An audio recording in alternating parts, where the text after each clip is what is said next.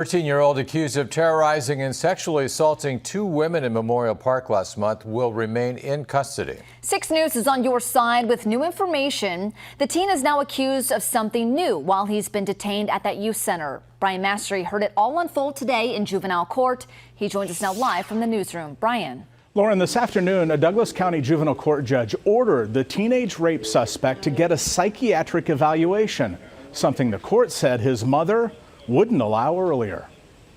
It doesn't look like it now, but last month on a Friday late afternoon, this neighborhood by Memorial Park was on edge. Investigators said a suspect who was 13 had stolen a car and approached two different women out walking an hour apart and threatened them with a knife.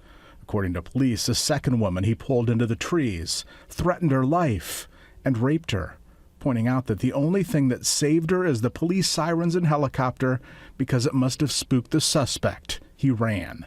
Officers tracked him down soon after in a nearby ravine. He was hiding. Research shows, evidence shows that these are propensity crimes. So I don't have any doubt that this is something that would keep happening had he not been caught. Since his arrest, attorneys say the teen exposed himself to staff while he's been detained at the Douglas County Youth Center.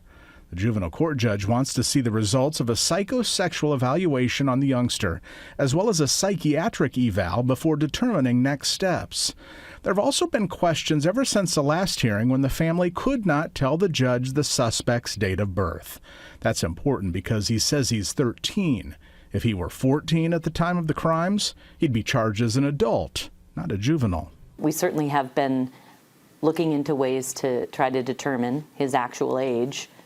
And at this time, there's nothing that we have concretely that contradicts what they claim his age to be. John and Lauren, juvenile court is all about rehabilitation, not punishment. This judge will now examine the exposure report that happened in the last month, as well as mental evaluations to decide how to proceed from here.